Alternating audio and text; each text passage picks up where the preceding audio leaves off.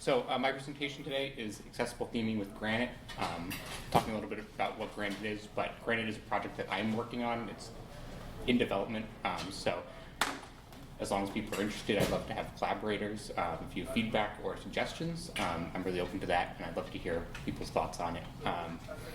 But we'll start with a little bit about me. I'm Gerdes. I'm a senior software engineer at a small agency called Urban Emu.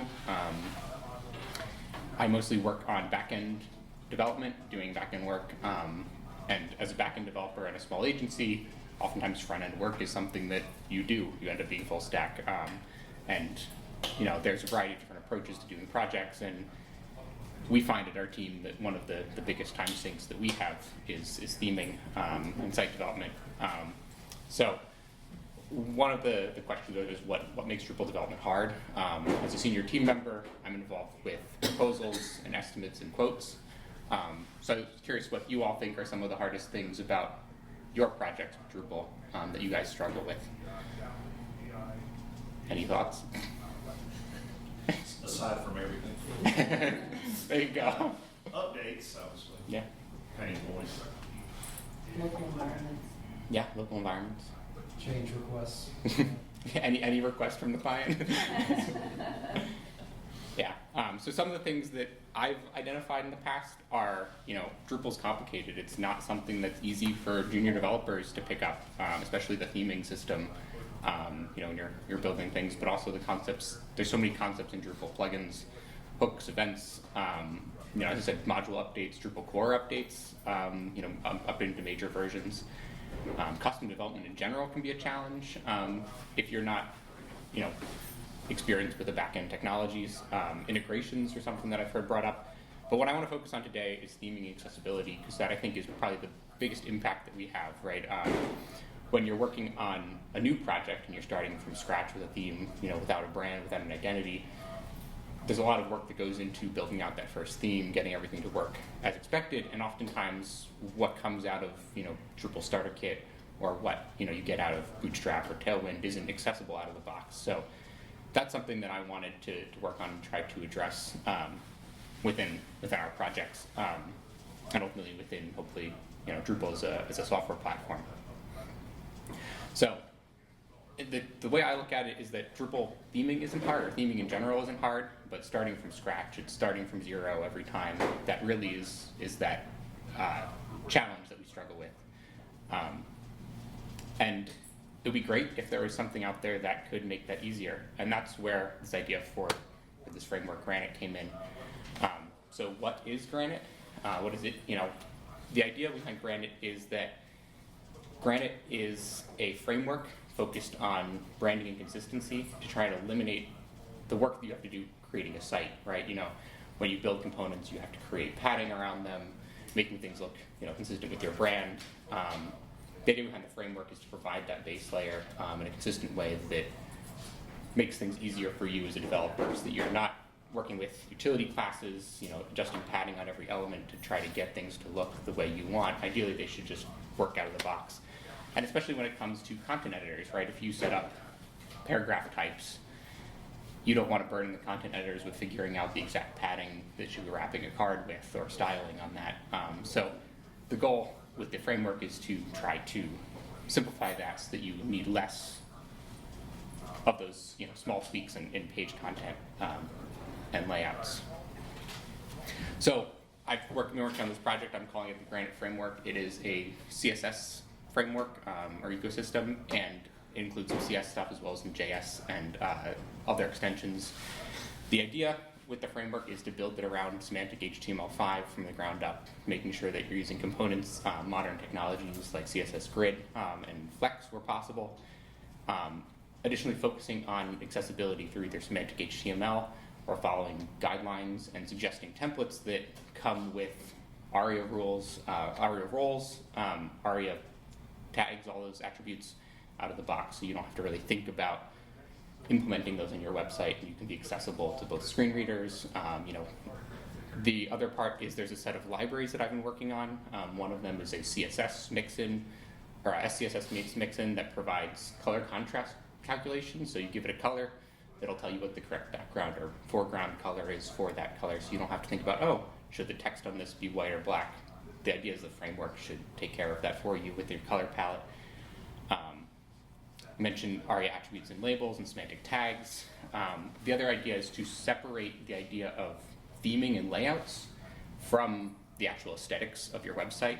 So the goal is to provide a set of standardized sort of design systems, right? So you think about Google's material design, as well as other branding designs that come from different organizations. So you can implement your style guide essentially once, and then if you have different websites that have different layouts, being able to reuse that style across different pages or different sites without having to redo all those style guidelines. The use of CSS variables were possible in order to make that happen. And the accessibility is something that I'm keeping at top of mind when designing everything. One of the features I was working on yesterday was the menu system, and the idea is to make a keyboard navigatable menu. You can just embed in your website. It works every time. There's a small amount of JS to power the keyboard input, but for the most part it's powered by CSS. It still works with mouse and keyboard, and provide those tools to us as developers so we don't have to think about that on each individual project. And then, I said there's a set of libraries I'm working on for color palette generation, basically providing, your button styles. Part of it follows Google's system and material for different shades. So with Google's design system, you actually take each color and you create variants of those colors for each gradient or step of contrast. So going from, black all the way up to white with 10%, every 10%. Steps in between, so you can have darker and lighter variants on all your brand colors. So that's one of the sets of tools that I've built out for CSS to try to implement all those things for you, so you don't have to think about all of those things as part of building your framework. You sort of just get those as options, and you can say, oh, when you hover, I want you to decrease 10 or 20 in the background color by whatever that step is. The other question is, why are we building a new framework? Why not, build something around Bootstrap or Tailwind? And personally, I found that both of those frameworks, they give you the tools to build whatever you want, but oftentimes you are stuck doing all the work yourself, figuring out the padding and spacing, and you have to style things anyway. When it comes to working with the Drupal theme, right, if you start from scratch, you're stuck building all of that. So the idea is to provide you with all those tools. Hopefully your card padding, around text boxes and paragraphs just works, and you don't have to think about it twice. And that's sort of the idea going forward. So then a little bit more on the libraries. One of the things I forked recently is the normalized CSS package, which I learned hadn't been updated in 6 years. Yeah, kind of surprised to see that. So I went through the issue queue there and merged a bunch of people's suggestions, as well as made some small adjustments myself. I'm working on going to continue that, hopefully provide additional improvements over the year as I find variations between browsers. I just mentioned the color contrast and color palette. Your branding things were also I have a CSS mixin for breakpoints that I created, which generates Tailwind style, like MD : prefixes for different elements that you have, so you can reuse those across different elements that you're working on without having to code all those CSS tags manually. And yeah, again, the framework itself, which is its own package, which will be on NPM, is a standard set of accessible components, the default styling to reduce the development load, and then it'll come with tooling for color palette generation and variables for all of that, so you can easily use CSS variables to change those contexts and designs. So we're at Drupal Camp Asheville. This is a CSS framework. How does it relate to Drupal? Ideally, things should just work with Drupal. It's one of the challenges with Drupal is that theming component.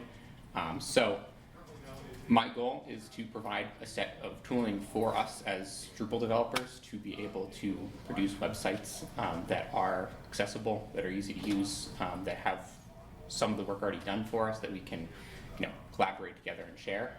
So the goal is to provide a Granite module, which I've already started and is available on Drupal.org as of last night, which provides binding to that package. I've still got some documentation to put up there, and I'll share the link for this later in the slide deck. But the idea is to provide the binding for the library instead of, as a module. Additional potential sub-modules as part of that are for components and paragraphs to provide all those styling to the different design systems that we have, so you can use those in different ecosystems. So my plan is to implement single directory components for a lot of our the elements that I want to make, as well as providing those as paragraphs or blocks, and layout builder sections, and doing what I can to support things like Experience Builder out of the box, so we don't have to build those for our websites. And then the second part is providing a set of starter kit themes that use the framework, that provide all the components, that work with everything out of the box, that have the libraries all wired up for you, following our best practices. So focus there on making sure, in my opinion, Drupal themes should only have styling and twig, no functions, no hooks. There are some cases for suggestions, maybe hook suggestions, but for the most part, no logic should be embedded in that. So that's the idea behind these themes. It should come out of the box with all of that implemented as much as possible. So I've created one starter kit project. It's base starter kit that I'm working on, which provides the core elements of the framework as I build them, implement them for Drupal. And then I have a second theme that I'm starting on, which is built based off the starter kit to implement some designs. The themes that I'm starting with are very minimalistic. The idea is to focus on the layout, common layouts on websites. So I've looked at a bunch of different websites, and I've created sort of 5 core designs. First one, I've named them all fun names, but Anecdote, which is ideas like personal blog or resume website, very minimalistic. A variation on that I called Herald, which is more of like a news website, focusing on posts and content, elevating stuff to the front page. The other ideas that I had are a business website, a corporate website, an organization or community website, and a commerce-based website, a shop or store. So the idea is we'll focus on building these 5 sites and providing all the components necessary to work with them in Drupal, so you don't have to, these videos, again, don't have to think about it, essentially. So that's the idea there. I've already started on Herald, which I'll demo a little bit more. Doesn't look like my Figma drawing yet, but the goal is to get there eventually. And so the other thing is I want to make Granite something that is available outside of Drupal as well. I work with React, I work with Symfony, I've worked with WordPress, so the idea is also to implement Granite theming across those frameworks as well. So I'm going to eventually work on creating web components, React components, generalized twig templates, which are available to Symfony or Laravel, as well as possibly adopting and supporting other frameworks or CMSs like WordPress and other tooling down the road. So the next thing I wanted to show you is a little bit about the tool, show you what I have sort of working. And so this is, as I said, the Herald demo. This is the basis of one of the layouts. There's still some work to do on the header, and I'm going to work on the content section. But one of the cool things that I have working, out of the box is a accessible menu. Gotta find my mouse. So the hover actions with the accessible outlines all in there, out of the box. Child menus. One of the things I'm working on for this is keyboard navigation, so you can actually navigate this using the arrow keys, tab into it, and then be able to scroll through the menu items. It doesn't work right now, but things like that are things that I want to include in the framework. And this is, again, minimalistic. It's very little color. The idea is to provide a slate that you can put in your branding for your organization without having to rework anything the framework does. I think down the road, once the initial set of themes are available, I explore creating more colorful designs, or ideally the tooling be available that our community can do that, right? Other developers can take the framework build their themes, possibly publish them on the marketplace if that comes to fruition. Providing the tools that we need for our own projects. The cool parts about the layout here is that this is all generated inside the framework. So the only custom styling that I really have on this page is ensuring that the header is centered, as well as making sure that the outside width of the main content block is the right width. The framework uses CSS Grid to set up the header, to set up the 3-column layout in the center, that's basically the magic of the framework, is that's all taken care of with putting together the right HTML in your document. It all just sort of works out of the box. So there's a frame for the root of the page, which takes care of the header. Then there's a frame in the center here for the main content that creates that 3-column layout. The Drupal theme itself has before and after. I don't know if I'm not logged in. And I don't know what the password is because it's a Drush setup. I can grab a login link.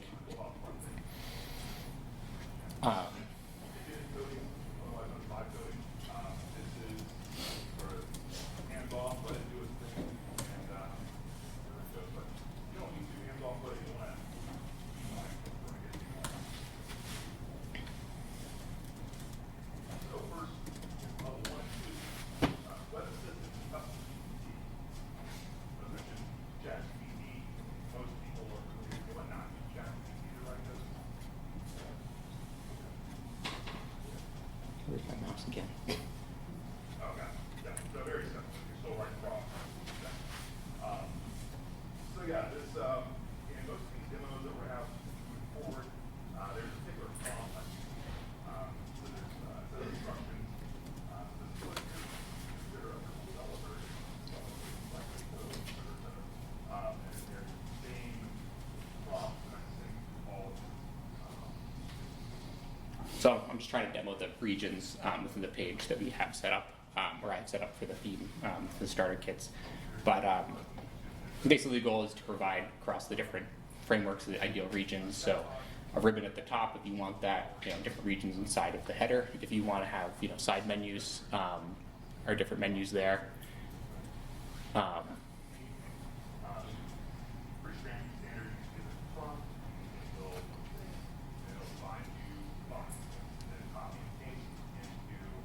Trying to navigate with looking over the screen is a little bit challenging. All the time, like that, Yeah. Yeah.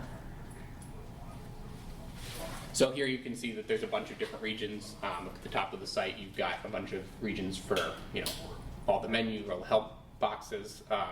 Then you've got for the main content layout, you've got sidebars, before and after content, and the footer all integrated in the theme out of the box. And yeah, right now I have this section set to a set width, but you have full flexibility over all of this after the fact.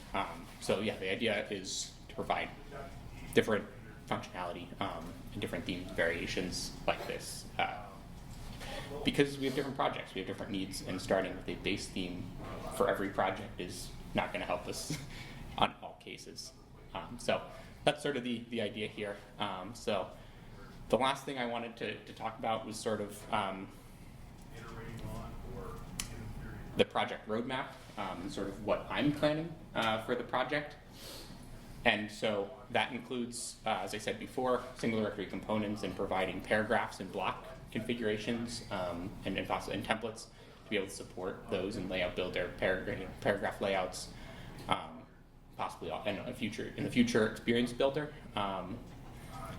To develop additional component styles for standard functionality, things like accordions, sliders, galleries that we typically use and see on landing pages on websites. And then I said provide those aesthetic layers, implement material design, Apple's HID design, the different branding that companies have come out with that we come to know on websites. Implement those so you can easily, when you're creating a new product, switch between those even, right? You can agree with the client on the colors, you can show a bunch of layouts in their colors, you can switch between the different design systems and easily swap between those on the different frameworks. Your theme shouldn't be tied to the look and feel of the website, or tied to the feel of the website, but maybe not the look and branding. And then also providing those default configurations. So yeah, default themes. And then eventually making more advanced themes beyond those initial like basic wireframes. And then one of the things that the themes will have will be the idea of a color palette selection where you pick your colors, your different branding colors, set your padding, your spacing, all of that kind of stuff in the theme configuration, and that will then get exported to the front end via CSS variables that will then get used by the framework. And then also building different themes for WordPress, Symfony, React, all those different frameworks that we can use this in more than just our Drupal projects. I'm also open to any suggestions on things that would be nice to include, common elements you have in your pages and things like that might be good to try to implement or standardize on. So are there any questions? Thoughts? It looks like you've done a good job. It's very comprehensive until you pull it all in. Yeah, thank you. Now it's just a matter of doing the work. Yeah, exactly. Yeah. Great work. This looks like a really cool framework. I was curious if this reminded me of something I've seen. Have you heard of a project called Readable CSS? I don't think so, no. His question was, had I heard of readable CSS, which seems similar? And I don't think I have, no. Okay. I did some research on something, but I'm not sure I came across it. But if you could share that, that'd be Yeah, I can send you a link to it. It's something that is kind of similar to something that you're doing. It's like HTML-based styling for web pages, but I think yours goes a little further. So just really interested to see how this turns out. Yeah, absolutely. Thank you. Yeah. Do you plan to incorporate, because I saw you use SAS for everywhere. Are you going to be, is there a plan to just use vanilla CSS, like having that option? Yes, absolutely. The library that I actually have is entirely CSS. It's now SAS. I have tools for generating some SAS, but those aren't actually available as part of the framework itself. One of the things that the library module has, I can pull up my code real quick.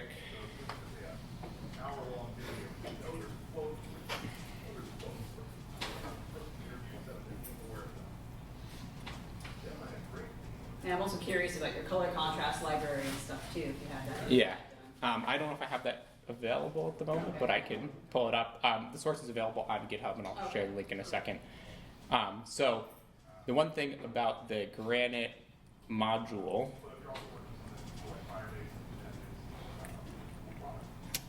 is that it provides this libraries file, which has bindings. So the way I've created the framework is that I have individual CSS files for all the individual components. So the Drupal module actually exposes those as individual libraries, so you can pull in just, here we have the root layout. This is the main box, which creates the header and footer of the page. Further down, we've got things like typography. This is a package or a file that I created that what it does is, I don't know if you've ever had to remove the padding before and after paragraphs and headers and everything else. It does that out of the box. So the only time it introduces those paddings is if they're next to each other, right? So if you have an H2 and then paragraph and then a list, it'll put padding between them, but it won't have the padding in any other scenario. So the idea there is to add things that we want when we want them and not have them from there out of the box. So that's the idea, is that all of these are individual CSS files. You could obviously override them or replace them if you wanted to do that, or extend them. But right now, actually, all of the code that I've written so far is just pure CSS, because I was too lazy to set up a SAS build library. And then I do also plan to publish a combined version, which just concatenates those files together that you can include as a single include. But in modern Drupal, we like trying to make the payload small, which is why it's implemented this way for the Drupal library. So yeah, I think if I hadn't covered the question there, it was, do I plan to use CSS or just SAS? I think I'm going to use SAS for things like the color palette. Generating all the CSS tags for that from a list of colors is a bit of a pain. Doing that manually and doing that in a dynamic way that lets you guys pick what you want. If you want to add an additional color, you shouldn't have to rewrite 50 tags manually. So in certain cases, I think that SAS or something like Post CSS are helpful for. In other cases where it's actually more work, and I think SAS matters. But when it comes to the components and trying to keep things simple and clean and easy. And I think there is a case for SAS in some of those, but I don't have that yet. So we can also, I can just scroll up to the library itself, so you can take a look at some of our utility classes. So I do provide utility classes, so all the things for padding, styling, that's all available here. This one only has the sizing utility class here right now. It's a display. So I've provided flex and grid utility classes. So if you want to change the width of a grid column or something, that's all available here. And then additional components for layers and layouts. This is not something I had a demo prepared for, but one of the ideas that I have is that if you are creating a component like a slideshow, basically what a slideshow is an image in the background and some text over it, or maybe you have some text in the background and some text over it, but there's this concept of layers, which essentially, you create z-indexes and you can stack different frames. There's an idea of creating background overlay, making it really flexible and possible for you to build almost anything with that. And basically, so any component, any section in the website can be just add .layers and then add inside of it whether you want them negative or positive. There's a background one that automatically does that, and something like if you add an image tag in the background, it automatically sends it to fill and cover that image, the full background, things like that. Just work out of the framework out of the box without you having to think about it or add special attributes or style anything. And then there's a bunch of different layouts which work together with that. So the site itself, I didn't have it in the demo, but there's a frame layout. I can actually show that. I have it in a different tab. It's closed. But basically providing as much tooling as possible to simplify our work as developers.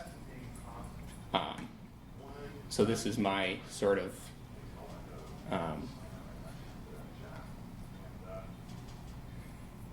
the color contrast is not applied to this, so fair warning that it is a lot of colors here. But what you can tell here is you have a bunch of different zones. I've implemented in this page all my layouts. This is a demo of the different layout mechanics that I have.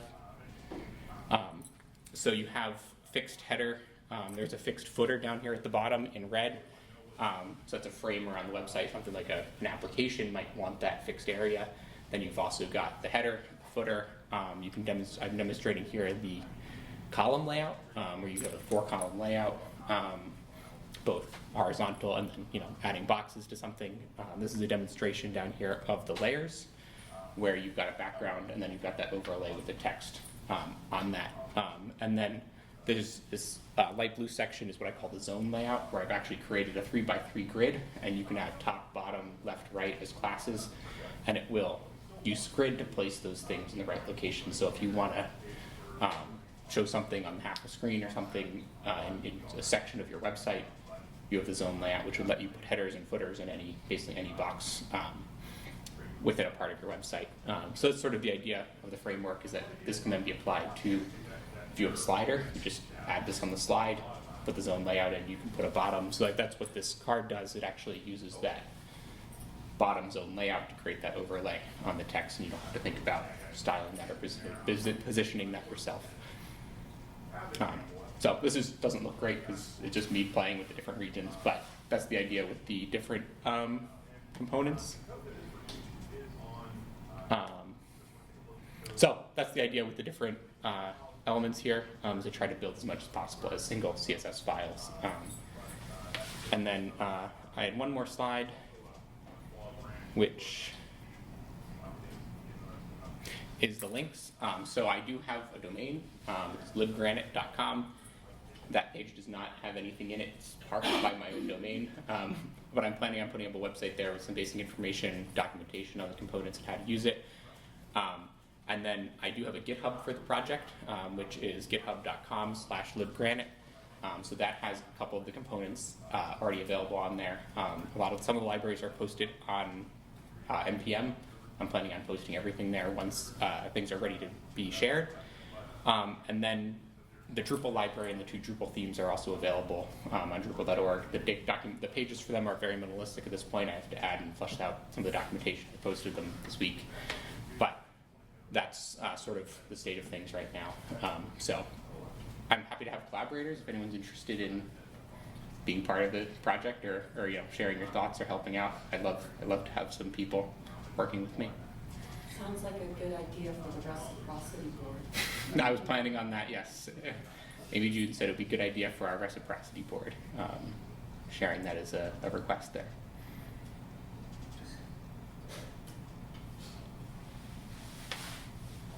Any other questions, thoughts, feedback?